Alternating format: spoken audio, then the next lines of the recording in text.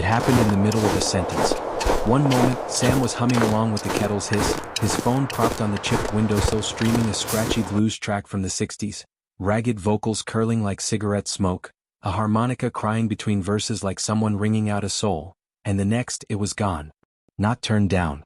Not paused. Gone. The hum died in his throat so abruptly it left an ache, like the last note had been stolen from his lungs. The kettle's whisper vanished mid-hiss. The harmonica's wail didn't fade or skip. It unraveled, like thread yanked from a sweater, the moment collapsing inward with surgical precision. Sam froze, half-turned toward the counter, his reflection fractured in the dull brass kettle. At first he thought his ears had betrayed him, some inner failure after weeks of insomnia and too many energy drinks. He clapped his hands sharply. Nothing. His palms met, skin stinging from the impact but no crack, no echo. His own body betrayed him, moving without noise, like watching a muted video of himself from across the room. His gaze darted to the phone. The track still played, the progress bar gliding forward, indifferent. He stabbed at the volume slider, dragging it up, watching bars peak into crimson. No sound. He flipped to another song. Then another. Then a white noise app. Nothing. Even the familiar hiss of static, a sound he'd used his entire career as a baseline, was gone. And the silence, it wasn't hollow. It was dense, a physical presence pressing against his skin, creeping into his sinuses like altitude sickness. He could feel it stretching against his eardrums, sealing them tight, strangling the space around him. It was the kind of silence that didn't wait, it watched. Sam banged a drawer closed just to defy it. The metal handle rattled violently but only visually. His eyes saw chaos, his ears drank void. His chest constricted. He struck the counter again harder, felt pain burst across his knuckles. Still nothing. Then, without warning, the world roared back to life. The kettle screamed, shrill and violent, making him jerk so hard his spine cracked. The harmonica howled through the phone speaker like it had been chained underwater and just broke free, notes shredding against his nerves. His breath exploded out in a ragged gasp, loud enough to hurt. He staggered, hips slamming the edge of the counter, and sent the mug toppling from its perch. It shattered on the tiles with an almost obscene clarity. Shards skittered in every direction, ringing high and bright, so sharp it made his teeth ache. The sound was intoxicating in its rawness, a sudden flood after drought. For a long moment, Sam crouched there, heart galloping, sweat dripping from his hairline onto trembling hands. He stared at the fragments glittering in pale winter sunlight slicing through the kitchen window. Steam writhed from the kettle's spout like a slow exhale. Everything was back to normal. Every sound exactly where it belonged. Except, his nerves wouldn't settle. This wasn't just stress. Yes, he was stretched thin, freelance deadlines stacked to the ceiling, a sound design gig that promised creative freedom, but came with suffocating expectation. He'd rented this house, this hulking Victorian carcass hunched at the edge of endless skeletal woods, precisely for its stillness. He needed quiet to finish the ambient tracks, to carve something alive for that pretentious indie horror flick the director swore would change the genre. Sam remembered laughing at the email. Make the soundscape feel like the walls themselves are breathing. Cute metaphor, he'd thought. Now, as he crouched in the raw hum of the kettle and the distant wheeze of the harmonica, gooseflesh rippling across his arms, he wasn't laughing. Because the walls didn't just feel like they were breathing. They felt like they were listening. He forced a laugh, thin and brittle, scraping the back of his throat. Jesus, get a grip, he muttered, though the sound of his own voice gave no comfort. It seemed to vanish the second it left his mouth, devoured by the corners of the room. He cleaned the shards slowly, fingertips trembling, the broken edges slicing pinpricks into his skin. Warm blood welled at his thumb, vivid against the porcelain-white fragments, and for one sharp instant, he imagined the house tilting closer, scenting it. He shook the thought away. Too many late nights. Too many deadlines. Too many jump scares rotting his brain from the countless horror cuts he'd edited this year. And yet, as he dumped the shards in the trash, something cold and slick slid beneath his ribs. That silence hadn't been an absence. It had been a presence. And Sam was suddenly certain of two things. 1, it wasn't finished. 2, it had chosen him. Sam didn't tell anyone about what happened. Who would he tell? He'd already been ignoring his sister's texts for 2 days, ghosting friends who wanted weekend plans. This project was supposed to be his escape. A few weeks in the middle of nowhere, away from traffic and voices, from the claustrophobic hum of city noise. But after the kitchen incident, that so-called escape felt like a coffin propped open just enough to tempt him inside. The house didn't help. It wasn't quaint or rustic the way the rental listing promised.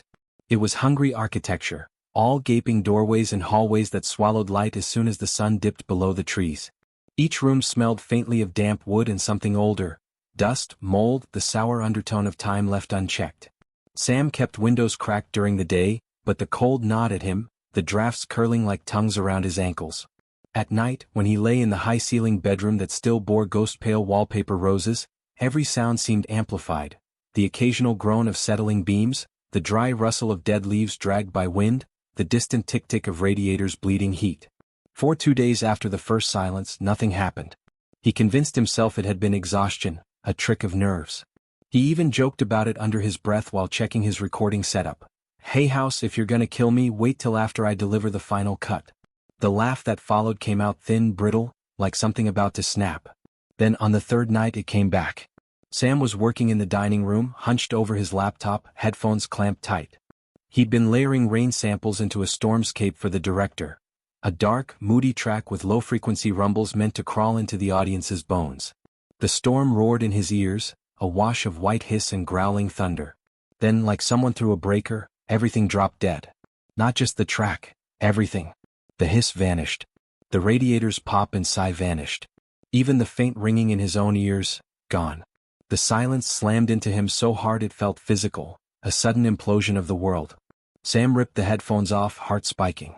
The waveform on his screen still pulsed. The storm was playing. But the room was wrong. He stood, every nerve jangling, and stomped his heel against the floor. Art. Nothing. He slapped the wall. Nothing. His breath rasped in his throat, but no sound reached his ears. He opened his mouth and screamed just to hear something, to puncture the vacuum, but the scream came out silent, devoured before it bloomed.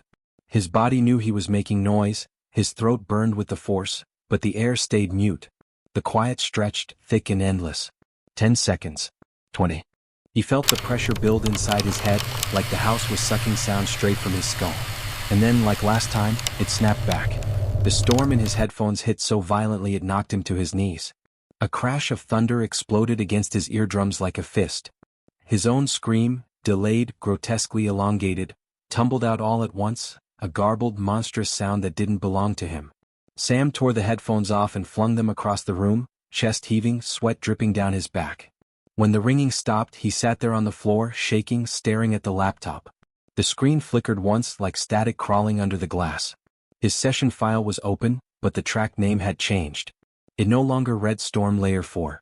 It read, Quiet Interhits. Sam froze, throat locking. His pulse thundered so loud he could almost hear it, but could he? He pressed his palms over his ears, listening, terrified of what he wouldn't find. That's when the thought came, not loud but cold, slinking up from some dark corner of his brain. It only happens when I stop making noise. He replayed the memory in his head. In the kitchen it struck while he was humming. No, when he paused between notes. Tonight, it hit when he'd lifted his fingers from the keyboard, letting the track loop unattended. Both times, the silence had waited for him to leave gaps, to offer it space. And when it took, it didn't just mute the room. It drank it dry.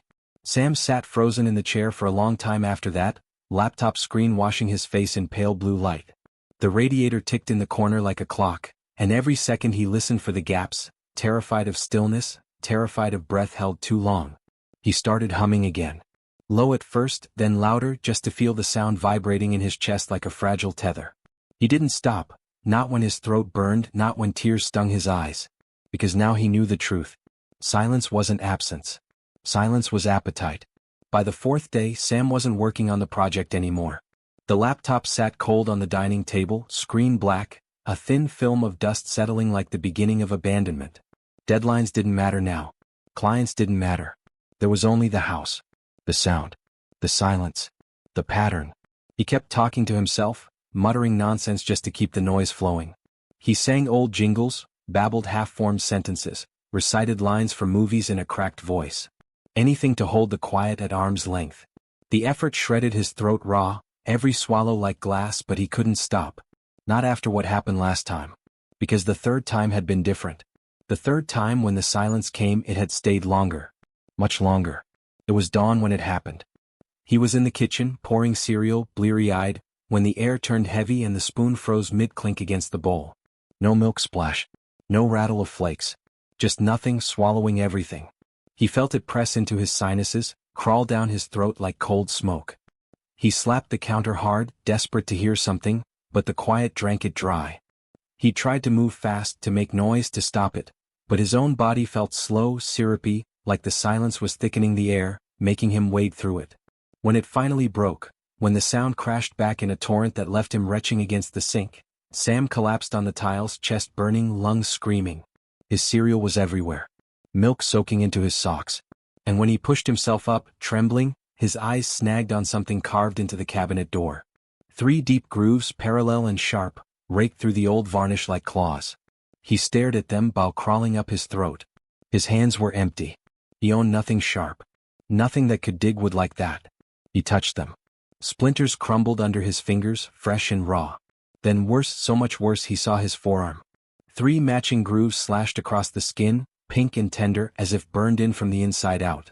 They didn't bleed, but they throbbed hot, an ache that sank to the bone. Sam sank to the floor and laughed, a jagged, hysterical sound that cracked like glass in the quiet kitchen, because the silence had left a signature. It wasn't just taking. It was writing. He bandaged the marks with shaking hands, breath coming fast, every nerve screaming for escape. But escape wasn't an option. The house was 20 miles from the nearest town, roads iced over, his car buried under last night's snow. No signal out here. No Wi-Fi. No phone bars. He was alone. Except he wasn't. That thought came like a splinter under his nail, sharp, impossible to ignore. Because the marks weren't random. They were deliberate. A pattern. 3 lines. 3 silences so far. He knew, with a certainty that rooted in his gut like rot, that the house was counting. And if it was counting, it meant there was an endgame. Sam stumbled into the hallway, every board groaning under his feet like a warning. The house loomed around him in angles that didn't feel Euclidean anymore, walls stretching taller when he wasn't looking, doors breathing shallowly on their hinges. Every shadow twitched like an afterthought. He reached the front door, hands flying to the lock. The metal was ice cold under his skin, so cold it burned. He twisted. Yanked. The bolt wouldn't budge. He tried the knob. It spun freely, mocking him. He shoved his shoulder against the wood until it screamed under the strain. Nothing. And then, just as his panic crested, he heard it. A sound. Not the wind. Not the boards. A whisper. It crawled through the hallway like a dying breath, too faint to parse but real. Real enough to curdle his blood. He spun, throat tight, and the whisper stopped. The house sagged back into silence, like it had been toying with him. Sam slid down the door, chest heaving, sweat stinging his eyes. He was making noise now, small broken sobs, but even those felt fragile, like threads stretching thinner and thinner. If they snapped, the silence would come back. And this time he wasn't sure it would leave. He stared at the grooves on his arm, at the raw, splintered scars on the cabinet burned into memory, and understood the truth in his bones. The quiet didn't just feed. It marked its meals. By the 5th day, Sam's voice was barely a whisper, raw chords vibrating like frayed wires. He had stopped sleeping, afraid that the moment his throat went still, the quiet would slide back in and pin him like a specimen. His eyes throbbed with sleepless pressure, sockets bruised purple, thoughts unraveling into static. He prowled the house like an animal now, muttering under his breath, banging on walls, dragging a spoon along the radiator pipes until the ringing filled the rooms like nervous laughter. But the house didn't care. It let him scrape and shout, let him exhaust himself until the sounds grew weak and staggered, like blood dripping from a wound. And then, always, when his guard slipped for a second, when a breath lingered too long, it came. The silence. Thick and sudden, a velvet knife cutting every thread of sound at once. The 4th time, it pinned him in the upstairs hallway halfway between his bedroom and the stairwell. The lights dimmed without dimming, some optical trick, but the air felt heavier, bending under its own weight. Sam slapped the wall until his palms split and burned, but nothing broke the quiet. It stretched and stretched until his ears screamed with phantom noise. His vision fuzzed at the edges. He could feel it inside his skull now, gnawing. And then it snapped away again just like before. Sound rushed back like flood water. The hum of the ceiling bulb, the creak of the boards, the distant groan of the wind. But something new bled in with it this time, a faint hum, not his own, drifting from the end of the hall. Sam followed it on trembling legs, down a narrow corridor that hadn't been there before, or had it? He couldn't remember anymore. The wallpaper here was a corpse gray floral, puckered like old scars. At the end waited a door, its brass knob grimed with decades of skin oil. Behind it, the hum pulsed steady like a heartbeat. He opened the door. Inside was a small room, square and bare except for an antique phonograph crouched on a spindly table. Its horn was tarnished gold, mouth yawning wide like a frozen scream. The turntable spun lazily, though no hand had wound it. And from its throat oozed that hum, low and syrupy, vibrating in his teeth. Sam's breath hitched. He stepped closer. The needle wasn't touching the record. It hovered, quivering just above the grooves like a poised claw. And yet the sound played. He killed the silence with more sound. The thought cracked through his head, bright and sharp. It wasn't his thought. Or maybe it was. He didn't care. He lunged for the crank and wound it tight. The phonograph groaned, the horn shivering as the needle bit the record's skin. And then, oh God, then, the hum split open into music. A violin spilled out first, thin and warbling like a weeping throat. Then a piano crept in, keys heavy with dust. The melody was old, the kind of waltz they played in ballrooms before the world learned how to scream. It rolled through the room in long, dragging waves, licking at the corners, curling into his bones like smoke. Sam laughed. It sounded like glass breaking in his mouth, but he didn't care. Noise. Sweet, drowning noise. The silence couldn't come now, not while the music pulsed thick through the house, not while the notes clung to every wall like ivy. He cranked harder, wounded until the metal whined, until the song swelled loud enough to make the boards tremble. But then the laughing stopped, because the walls were trembling. Not from sound, but from something deeper. Something inside them. The wallpaper fluttered like a held breath. Floorboards bulged, pulsing in time with the music as though the house had veins and the song was pumping through them. A wet sound crawled under the melody, a gurgle, a sigh, the low grinding purr of something feeding. Sam stumbled back, bile rising in his throat. The music wasn't starving the silence. It was fattening it. Every note wasn't resistance. It was offering.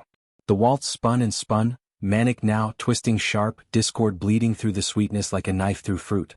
And the house drank it in, walls glistening faintly in the dim light, stretching as if they'd been too tight for too long. Sam slammed the crank to stop it. The handle wouldn't budge. He tore at the needle, it snapped, but the music didn't stop. The record turned faster now, grooves smoking faintly, horn yawning wider as if grinning. The sound didn't need him anymore. It had momentum. Hunger had inertia. And in that moment Sam knew. He wasn't playing the music for himself. He was playing for them all. Sam stopped speaking on the sixth day, not by choice but because the words wouldn't come. At first, he thought it was exhaustion, the raw rasp in his throat from 5 days of frantic noise-making.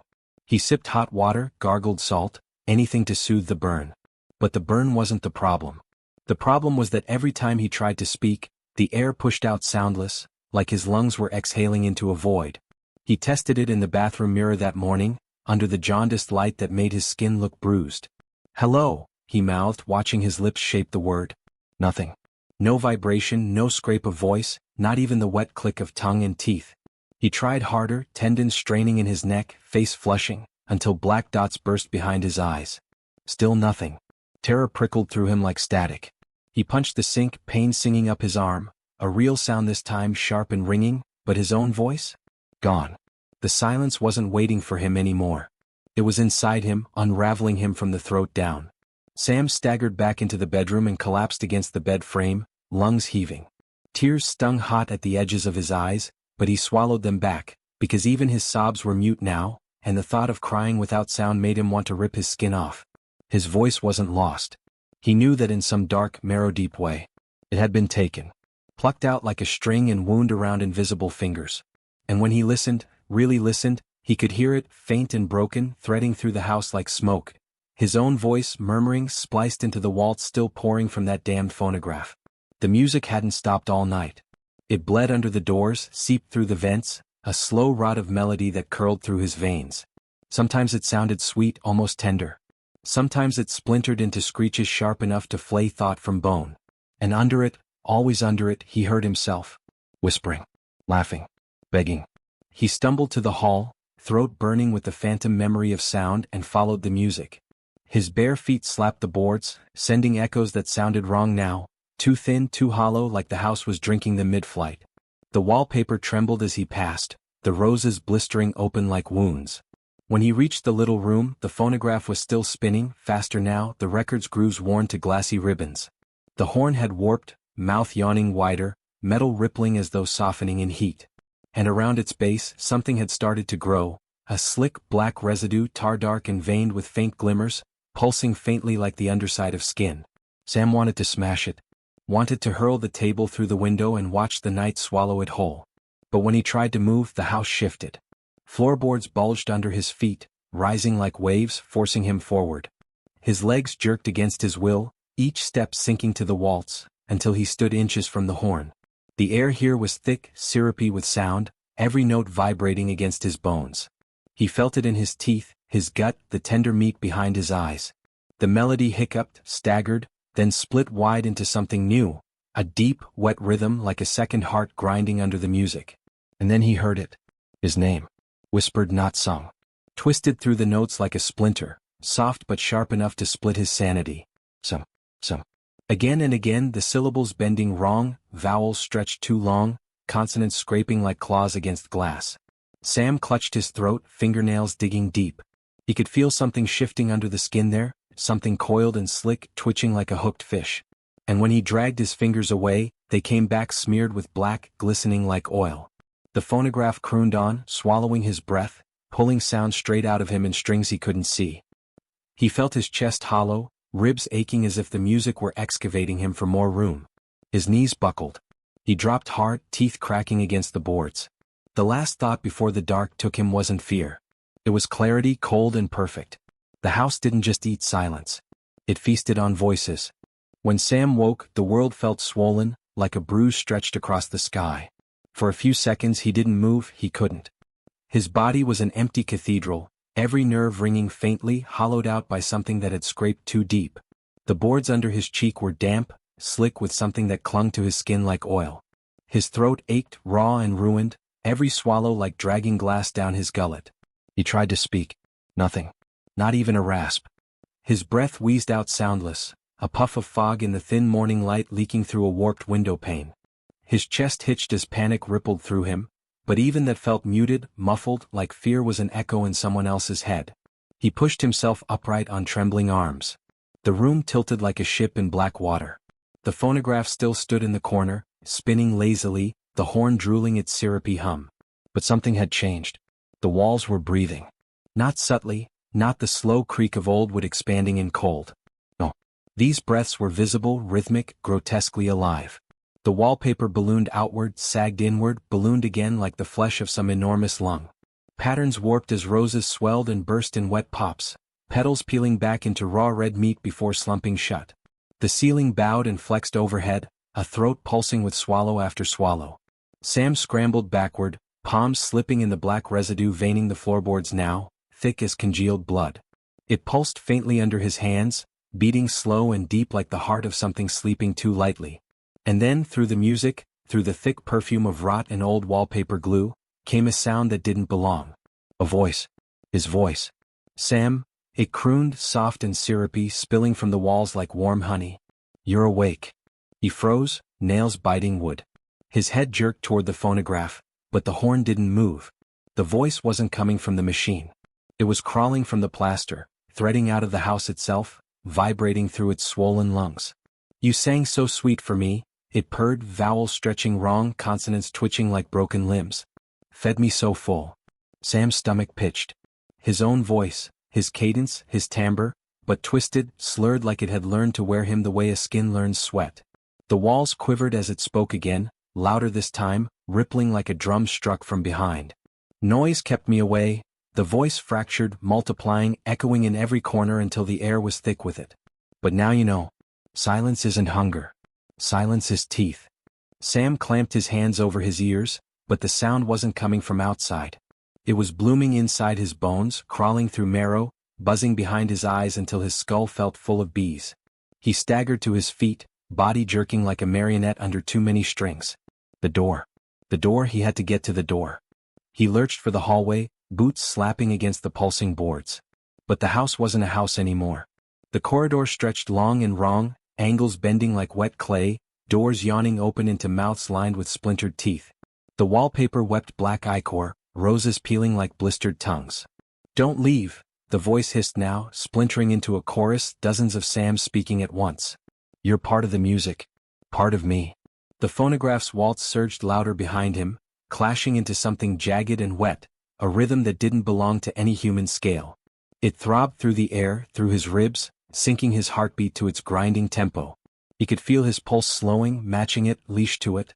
He hit the front door at full speed, shoulder slamming wood. The impact rattled his teeth. The knob writhed under his hands now, slick and warm, like gripping a knotted vein. He wrenched, yanked, but it didn't turn. It pulsed, tightening in his grip like a fist. The voice spilled thick from the ceiling, dripping like syrup down the walls. 3 silences, 3 marks. A laugh broke through, a soundless laugh that still somehow tore through his skull like claws. One more, Sam. One more breath and you're mine. He screamed, or tried to, but the sound didn't come. His voice was gone, dissolved into the house's choir. What came out instead was a low, wet hiss, a leak of breath stretched too thin to carry meaning. And the house moaned back, low and thrilled, as if savoring the last thread of sound being pulled from his throat like meat from bone. Sam didn't remember unlatching the door. He didn't remember stepping out. All he knew was that one moment he was drowning in voices, his own voice twisted into the walls, woven into the wallpaper like vocal cords stretched taut, and the next he was in the snow. The cold hit him like a slap. Sure. Honest. For one pure second it felt like rescue. He gasped, breath forming clouds in the air. He could see his breath, and the sky above was ash-gray, bleeding orange at the edges like a slow-burned bruise. He stumbled down the porch steps, boots crunching through last night's snow, the air raw and wide. Freedom. He turned toward the gravel road that curved away from the house, where his rental car waited, half buried, half forgotten. His lungs pulled in cold lungfuls of sky. His legs burned. But he was moving. Every crunch of snow beneath him was proof. The silence wasn't winning. He didn't dare look back. Only when he reached the tree line did he allow himself to pause, hand braced against the skeletal trunk of a pine tree.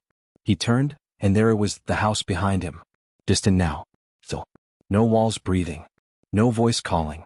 Just a quiet old thing tucked into a snowy clearing. It looked almost innocent from here. Like it had never pulsed or whispered or bled. He turned back toward the road. And stopped cold. It wasn't there. The gravel path was gone. Not covered by snow, gone. The trees stretched endlessly in every direction now, a jagged sea of black trunks and silent branches. Where the road should have cut through, there was nothing but more forest. He spun in place, eyes wide. The trees were wrong. He hadn't passed this many. He remembered the driving clearly, one narrow road, one bend, a few sparse birches. But now, these trees were old, wrong in scale, bark swollen and glossy like skin. Some of them pulsed faintly, as though breathing with the same rhythm as the phonograph. The sky above flickered, clouds stuttering like bad film. Sam backed away, breath speeding. He picked a direction, any direction, and ran. He ran for what felt like hours. Branches slashed his arms. Snow clawed at his ankles. Once, he thought he saw a figure through the trees, thin, tall, tilting its head in time with his heartbeat. But when he blinked, it was gone. And then, he was standing in front of the house again. Same porch. Same snow-sunken steps. Same dull yellow glow in the attic window. No, he whispered or tried to. The word was dry, thin as dust. His throat hurt just shaping it. He backed away again, slow this time, eyes locked on the house. Then turned and sprinted. 10 minutes. 20. It didn't matter. He didn't stop until his chest burned, until the cold cut past bone. And still, the house. Like it had always been there. Like it had followed him. Or worse, like he'd never left. Sam fell to his knees in the snow, fists clenched so hard his nails split skin. His scream scraped out silent, his voice long gone. Around him, the trees leaned inward slightly as if listening. And then, low, sweet, unmistakable, his own voice whispered in his left ear. You can't go. He jerked, but no one was there. Only forest. Only snow. You're inside me now, the voice said, closer this time, like a mouth pressed to his skull. You left the door open too long and I crawled into you. He looked up. And the sky was wrong. It bent at the edges, curving too steeply. The clouds didn't move, they rotated. Slowly. Clockwise. The sun hadn't risen. It had turned like a coin flipping just out of sight. He realized then, he hadn't escaped. He'd stepped out of the house the same way you step out of a dream, and into another layer of it. There was no outside anymore. Not really. There was only the house's idea of outside. And now, it was closing. The trees creaked as they leaned. Not in the wind. In unison. Bending like ribs around a heart. And deep beneath the snow, he heard it again, the faint hum of the phonograph, playing its warped waltz far underground. He stood, not because he believed in escape anymore, but because stillness would be invitation. And if there was one thing he had learned, it was this. The house rewarded silence. And he was not going to give it what it wanted. Not yet. Sam crawled. Blood streaked the boards behind him in fat, glossy ribbons, mixing with the black ichor that pulsed like veins across the floor. His breath came in ragged bursts, soundless still, each inhale scraping like broken glass down his throat. His stumps throbbed, raw nerves screaming against the cold. He dragged himself with what was left of his strength, boots slipping, knees tearing open on splinters, toward the only thing his animal brain still understood, a way. But there was no way. The house stretched endlessly now, its geometry unhinged, rooms blooming like tumors in a body too eager to metastasize. Hallways lengthened, buckled, folding over each other in loops that bent reality like wet clay. Doors winked in and out of existence, some yawning open into black pits that gurgled like hungry throats, others snapping shut with a soundless finality that shook his teeth. He crawled through a doorway, was it new or had it always been waiting? And tumbled into a room that swallowed what little courage he had left. It was vast. Cathedral vast. Columns of warped wood twisted upward like the spines of giants, their tops vanishing into a ceiling that pulsed faintly, slick and breathing. The air was heavy with rot and something sweeter beneath it, cloying like fruit left too long in the dark. Black ichor slicked the floor in rivers, veined with streaks of something pale, fibrous, twitching like exposed nerves. And then he heard them. Not through his ears were useless now, but through the meat of his bones, vibrating like strings plucked by unseen fingers. Voices. Dozens at first. Then hundreds. Layered thick as tar, writhing over each other in a grotesque harmony that made his stomach heave. They weren't random. They were words. Fractured. Woven wrong. But words all the same. And every voice had a name behind it. Names murmuring, sobbing, shrieking, begging in tongues that bent like hot glass. Sam clawed forward, dragging himself into the room's heart. There, rising from the floor like a rotten altar, was something that might have once been furniture. A throne maybe, but now was a mass of wood and flesh and metal fused together in a nightmare of curves and splinters. And on it, faces. He froze. Faces bulged from the surface, slick and pale, lips twitching in endless whispers. Eyes gaped like burst blisters, some rolling blindly, others staring with black pinpricks of hunger. They weren't carved. They weren't painted. They were grown. Sam's stomach convulsed, dry heaves racking his frame as bile burned his throat. He couldn't look. Couldn't. But he did. Because one of the faces was his. It wasn't finished yet, soft, raw like clay still being molded, but he knew the curve of that jaw, the cut of that mouth. And the mouth was moving. Forming words he couldn't hear but felt, each syllable vibrating through the fluid in his skull until meaning bled in behind his eyes. Stop running, Sam. The whisper wasn't his voice anymore. It wasn't even the house's voice. It was something older, heavier, a sound built from marrow and silence, pressed into shape by centuries of hunger. The other faces stirred, lips peeling back in wet smiles as the chorus rose, louder now, an ocean of soundless sound flooding the chamber. Join, join, join. Sam clawed backward, heels skidding in black slime, nails splitting down to meet. He slammed into a column, ribs shrieking. The whispers climbed his spine like vines, threading into the meat of his brain, tugging at the seams of thought. Images bloomed behind his eyes, fields of black water pulsing under a blind sky, miles of bone towers stitched with screaming faces, a mouth as wide as a horizon yawning open in the dark. He sobbed, silent, shuddering, and the faces laughed, a chittering rustle that made the walls quiver like wet paper. Their laughter slid into words again, sharp and sweet as hooks. It was never the house, Sam. The house is just the tongue. And you're already past the teeth. Something moved then, behind the altar, in the dark. Something vast, rising like the swell of a tide. He couldn't see it, not fully, but he felt it, a presence that bent the air, bent reality like gravity inverting in his bones. Tendrils, slick and long as hallways, uncoiled from the shadows, slithering across the floor with obscene grace. They tasted the air, glistening, twitching toward him with a hunger that hummed in his teeth. Sam turned to crawl. He had no arms, no voice, nothing left but legs trembling like shot wires, but he crawled anyway, dragging himself through ichor as the tendrils hissed closer, leaving trails that pulsed like living wounds. And behind him the voices sang, not words now but a waltz. Sweet, slow. His waltz. The one he'd played. The one that had fed the mouth. Sam crawled, legs dragging dead weight behind him like anchors. The ichor clung thick to his knees, sucking him down with each lurch, threads of black slime stretching like veins snapping wetly when he tore free. The whispers hounded him, slipping through his skull like oil through cracks, slick and relentless. Don't run. Crawl to the rhythm, Sam. Crawl to the waltz. The music surged, swelling now, triumphant, the phonograph's horn moaning like a wounded god in the distance. The melody bent, cracked, stitched itself wrong, each note a hook dragging him backward even as he strained forward. His stumps throbbed with molten fire. Every nerve screamed. Every muscle trembled. His body wasn't his anymore, it was a marionette jerking on strings knotted deep into bone. And then he heard it, the sound that shattered the last filament of his sanity. Laughter. Not from the walls. Not from the faces. From himself. High and jagged, bubbling from nowhere, echoing everywhere. He froze, while slicking his tongue as the laughter braided through the waltz, weaving into its rhythm like a lover's arm. His own laughter, broken into ribbons, looping in impossible harmonies. No. His lips formed the word but no sound came, not from his throat. The voice was elsewhere now, free and wild, galloping through the house like a dog off its leash. It poured from the walls, from the altar, from the air itself, each peal of laughter peeling something vital from his marrow. The floor heaved. Columns split like rotted bone. The ceiling peeled open with a sound like skin tearing from muscle, and behind it wasn't sky, wasn't anything human eyes should parse.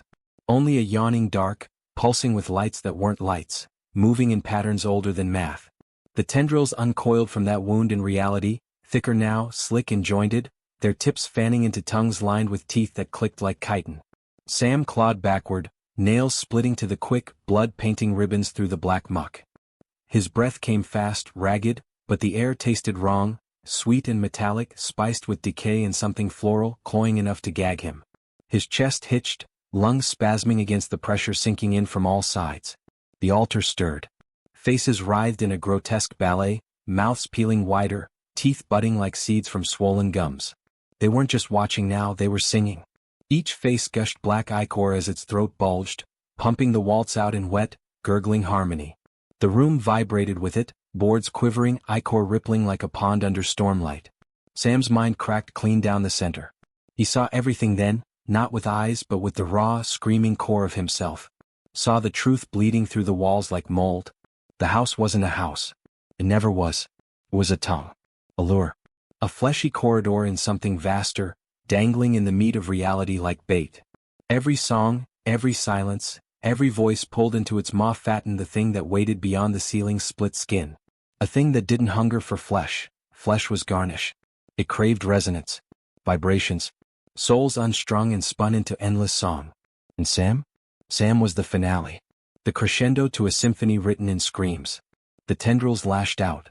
One slammed the floor inches from his skull, splinters knifing his cheek. Another coiled around his ankle, slick as birth, clenching until bone ground to chalk. He bucked, thrashed, heels kicking up black spray, but the grip only tightened, jerking him toward the altar with obscene tenderness. The faces moaned, smiled.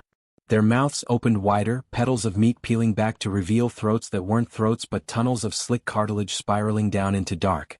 From their depths, voices, thousands now, flooded the room, a tsunami of soundless sound, pressing into his skull until his thoughts bled out like yolk from a cracked shell.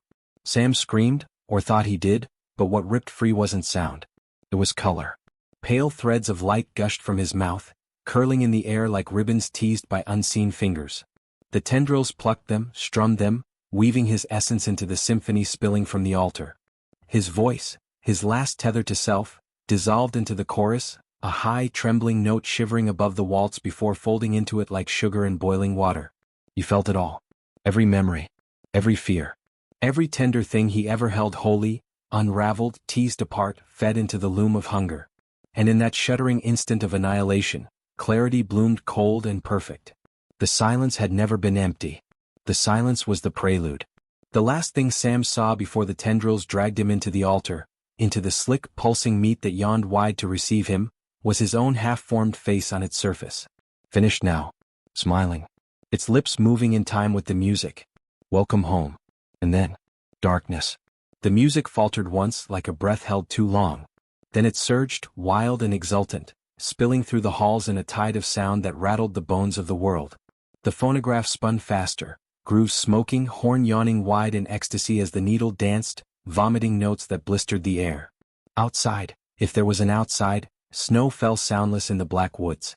Through the warped glass of the windows, the house glowed faintly now, pulsing in time with a rhythm older than stars. And if anyone had stood close enough, if anyone had pressed an ear to its skin, they'd have heard it.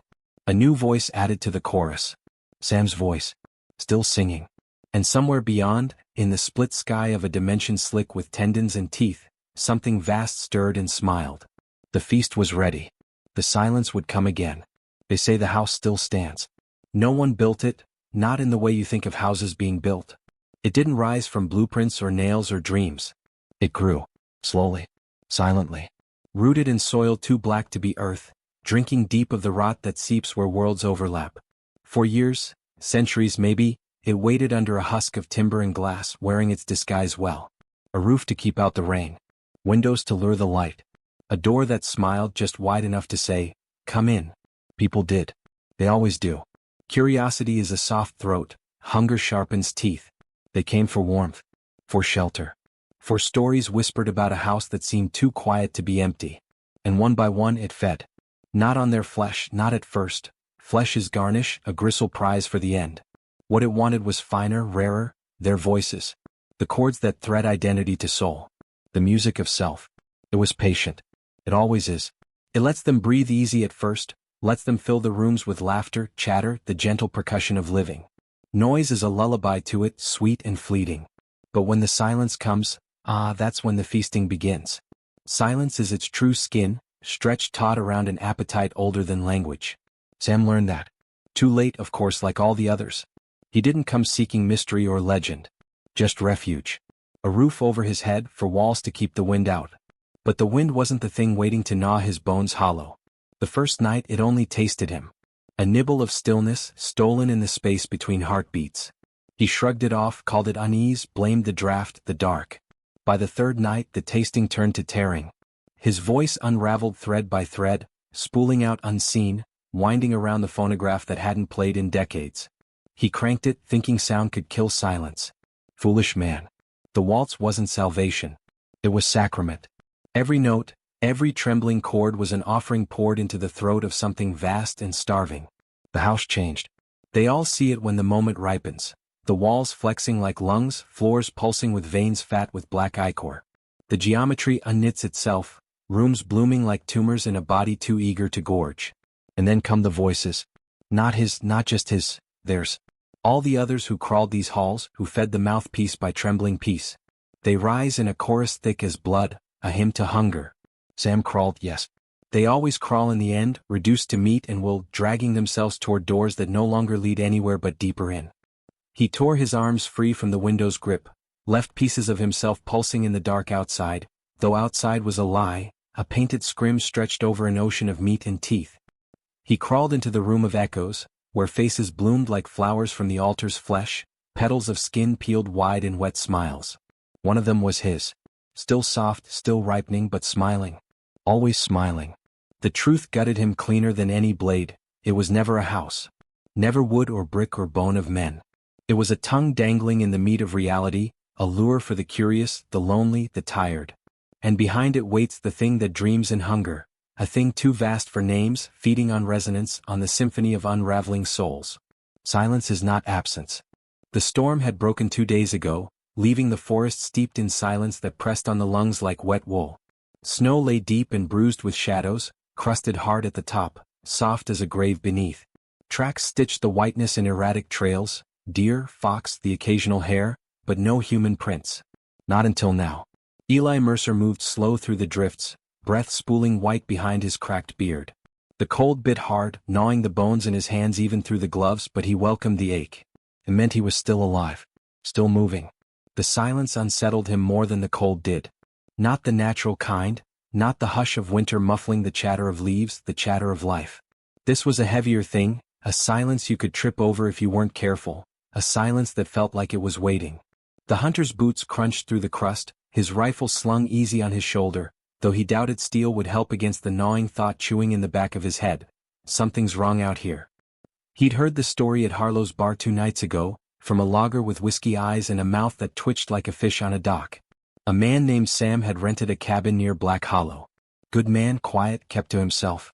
Then gone. Left his gear. Left his truck. Just vanished. The sheriff shrugged it off. Snowstorm, hypothermia, maybe a slip into one of the creeks, but Eli knew these woods like his own breath. They don't eat men unless something helps them. So here he was, chasing ghosts on a morning that burned white with cold, the sky a lid of tarnished steel. He followed the ridgeline, cutting south toward Black Hollow, where the trees grew too close and the ground sagged like something had burrowed under the roots. He hadn't been down this far in years. Didn't like the feel of it then. Liked it even less now. By midday, his beard was stiff with frost and his boots were bleeding meltwater into his socks. He stopped on a rise to breathe, scanning the hollow below, and saw it. The house.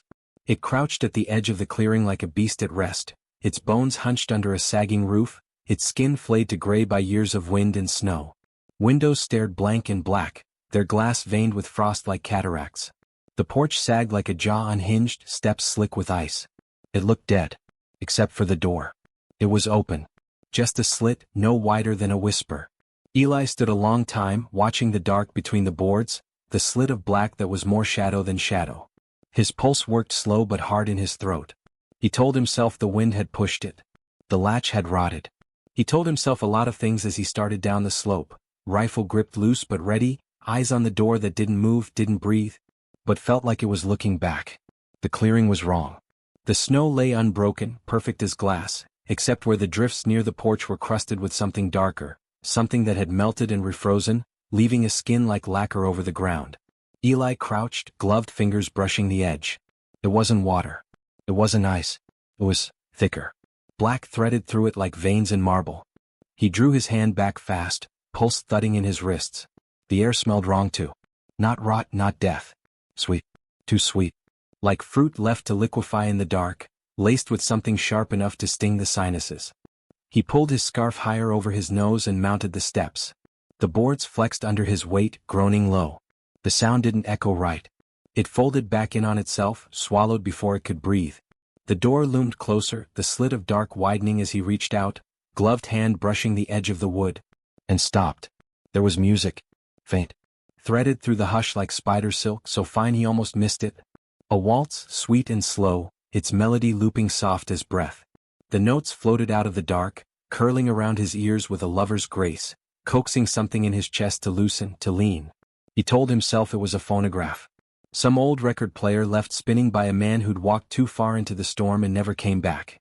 He told himself that as he pushed the door. The hinges didn't creak. The sound never came. The door drifted inward on a breath of air that tasted of roses gone rank, sweet enough to gag.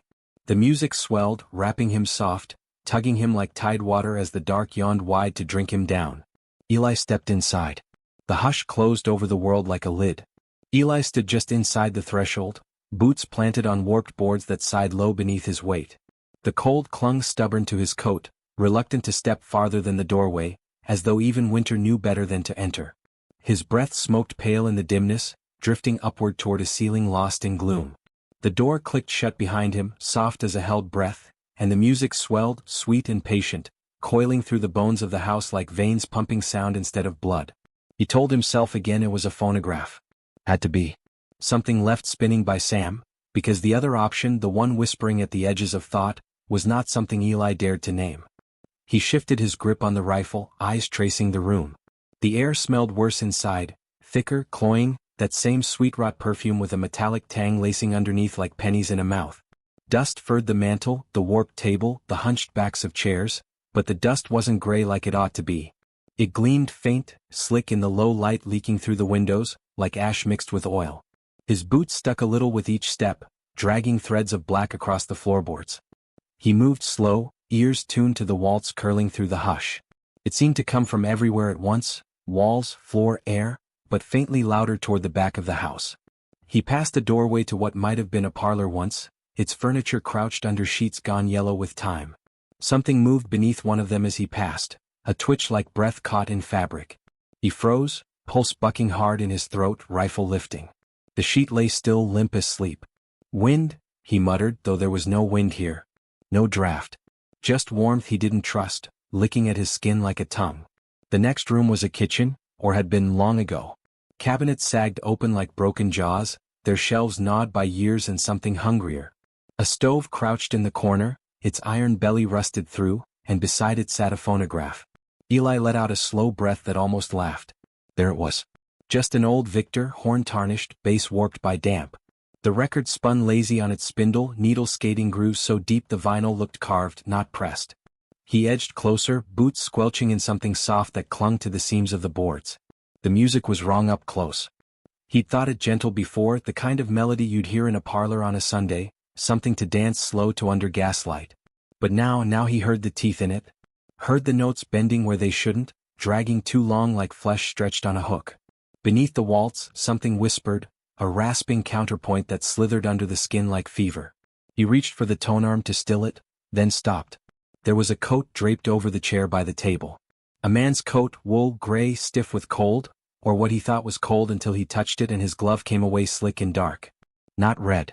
Black with a sheen like oil pooled under a dead sun. Eli stared. His mouth dried to ash as his stomach knotted tight. He knew that coat. Had seen Sam wear it in Harlow's 3 weeks back, collar turned up against the bite of wind. A good coat. Strong seams. It shouldn't look like this. Shouldn't stink of iron and something sweeter, like meat left to bloat in summer heat. He backed up slow, breath coming thick through his teeth, eyes dragging across the table. Something lay there too, a glove, fingers curled in on themselves like a hand cramped in agony. Only it wasn't leather. Not anymore. The surface was wrong. Swollen. Seamless. Like the glove had grown skin. A sound rose under the music then. Soft. What? A drag like something heavy being pulled across boards slick with syrup. Eli froze, head cocked, listening. It came from below. From the dark gullet of the cellar yawning behind a door to his left. The door shivered. Not the knob. The wood. Eli's pulse rammed against his throat hard enough to choke. He lifted the rifle, hands slick inside the gloves, and backed toward the entry hall. The music followed, curling around his legs, tugging like weeds under black water. He didn't remember crossing the parlor, didn't remember the sheeted shape twitching again as he passed, but he felt it watch him go, felt the weight of its stare pressing between his shoulders. The front door waited, pale and warped, a grin of light showing at its edges. Eli swallowed hard, breath breaking fast, and reached for the latch. And froze again. The latch was gone. Not broken. Not rusted. Gone. The wood where it had been was smooth as scar tissue, grains swirling over the space like lips sealing a wound. Eli stared, a raw sound clawing up his throat. He didn't hear it. Couldn't. The music drowned everything now, rising bright and fevered, the waltz spinning faster on the Victor though the record hadn't moved.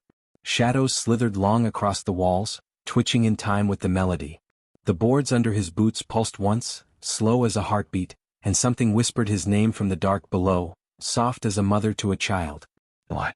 He spun, rifle snapping toward the sound, but there was no cellar door anymore. Just wall. Slick. Breathing. His lungs locked tight. The rifle sagged. And for the first time since stepping into the clearing, Eli Mercer knew with perfect, razor-edged clarity that he was already dead. The silence was no longer silence. It pressed against Eli's skull in a low, crushing hum, a vibration so deep it shook the marrow in his bones. The waltz spun higher, fever-bright, flooding the air thick as syrup. It shouldn't have been possible. He hadn't touched the phonograph, hadn't wound it, but the melody spiraled faster, groaning with hunger, each note wobbling out of key until the music didn't sound like music anymore. It sounded like a throat stretching wide to sing before it swallowed. Eli staggered backward, boots slapping slick against the floor. His breath burned his throat, hot and raw, shredding his lungs as panic lanced through him. He slammed the rifle stock against the front door with a grunt, splinters spitting like brittle teeth, but the wood didn't give. Didn't even dent. It pulsed under the blow, a slow, fleshy twitch that jolted up his arms like a heartbeat. He froze, stomach knotting hard. The door was warm. Before he could think, he threw himself toward the nearest window. The glass stared pale and dead, rimed with frost, his reflection smeared in its warped skin. He rammed the rifle but against it with all the strength left in his shoulders. The crack never came.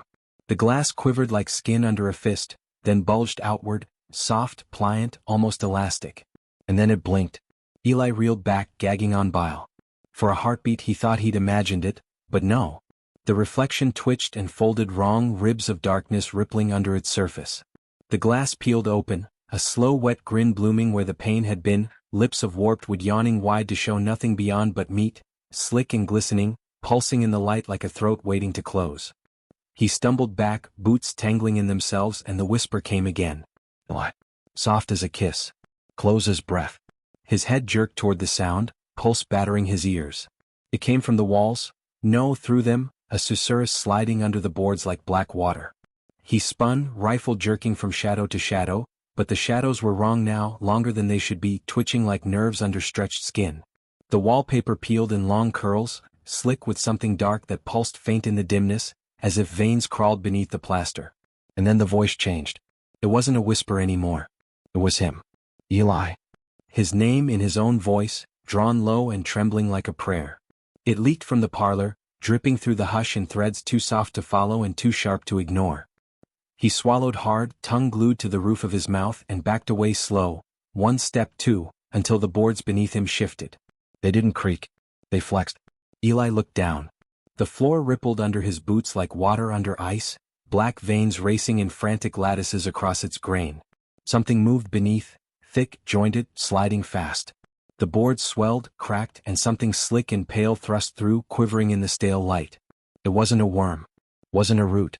It was a finger, long as his forearm, flesh soft and translucent, its tip splitting in a wet grin to show teeth small and neat as pearls.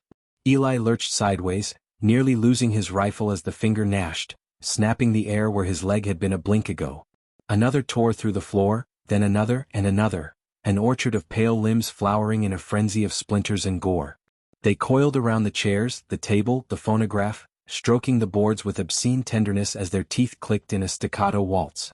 The music howled now, a manic, spiraling shriek that drove nails of sound into his skull. Eli clapped his hands over his ears, rifle swinging wide, but the sound didn't stop. Couldn't. It wasn't in the air anymore, it was inside him, worming through bone and blood like static until his teeth buzzed with it. He staggered toward the hallway, boots punching through planks softened to pulp, breath coming in saw-edged gasps. The walls flexed as he passed, bulging like lungs, veins black and fat with something that pulsed in time with the music. Faces twitched in the plaster, features soft as wet clay, mouths yawning open in silent hymns as their eyes rolled blind in their sockets. One face turned toward him. It was his. Half-formed, lips smeared across the grain like a wound, but is all the same, jaw and nose, the scar on his chin he'd carried since 19. Its mouth moved, slow and slick, dragging his voice out like silk. Don't fight, Eli. He choked on a scream and slammed the rifle butt into the wall. The face split, oozing black, but another bloomed beside it, smiling wider, its teeth growing in too sharp, too many. The whisper thickened, swelling until the walls trembled with his voice in 1,000 wrong mouths, chanting like a hymn. Don't fight. Don't fight. Don't. Eli fired. The blast cracked the air, smoke vomiting from the barrel as the slug ripped into the wall. The voices hiccuped. The faces rippled, melting into the grain with a hiss like steam. For a heartbeat there was silence. And then the house laughed. Low at first, a shudder in the floor, then higher, swelling into a sound that didn't belong in any throat shaped by man or God. Something surged up from the dark, a tendril thick as a trunk, slick with meat and lined with rows of teeth that snapped like bear traps. Eli spun, but it was faster. It slammed him sideways, ribs buckling as he crashed into the wall. His rifle skittered across the boards, lost in a tide of black that surged like liquid muscle. Another tendril lashed, coiling his leg, yanking him down until his spine shrieked. He clawed at the floor, nails peeling back to raw meat, but the wood gave like flesh, slick and soft, sinking under his fingers as the thing dragged him toward the gaping wound in the boards. The dark below yawned wide, pulsing with veins fat as ropes, and from its throat the music wailed, sweet and savage, louder than his thoughts, louder than his screams. He screamed. Because Eli Mercer didn't know anymore if his mouth was open, or if the sound spilling from it belonged to him, or to the house. The boards split wide like a wound ripping through the earth, and Eli plunged headfirst into a throat that wasn't a throat, screaming a sound he could no longer hear over the waltz howling in his skull. The dark closed over him like tar, thick and clinging, sucking the breath from his lungs, his eyes, his very thoughts. For a heartbeat, or an eternity, There was nothing but the grind of his own ribs against coils slick as birth flesh, dragging him down through meat that shivered with every twitch of his boots. He kicked, twisted, every nerve blazing, but the tendrils only tightened, their surfaces studded with teeth that scraped lazy down his legs like a lover drawing nails over skin. The black ichor sluiced around him, warm and pulsing, carrying with it a smell that wasn't a smell but a memory, sweet pies on Sunday, pine smoke, the musk of wet earth, and under it all rot. The rot of stars that had died before his blood was ever dreamt of. The waltz didn't come from the phonograph anymore. It came from everywhere, from the walls that weren't walls, from the wet dark slicking his teeth, from the air curdling in his throat. Each note slid jagged through him, plucking veins like strings, pulling loose every tether that held him to self. His memories unraveled. His father's laugh splitting like old wood, his mother's hands dripping away like candle wax, his own name shattering into a chorus of voices that weren't his but wore his face. The tendrils slackened suddenly and Eli fell. Not far, but far enough to feel his stomach lurch, far enough for the darkness to flare open in a bloom of wet red light that seared his eyes raw. He hit ground, or something ground wanted to be, soft and trembling, slick with mucus that burned his skin like acid. His breath hitched, tearing out of him in raw shudders as he pushed up on arms that shook like rotted beams. And then he saw it. Not the house. Not anymore. The house had never been a house. It was an organ. The walls above peeled wide now like petals of meat, dripping ichor in long black ribbons. The beams curved inward, twitching with pulses of wet light, arteries fat as his body throbbing under skin the color of spoiled milk.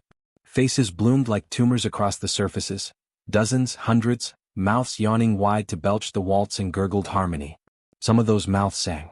Others wept. All smiled. And at the center, God at the center was the throat.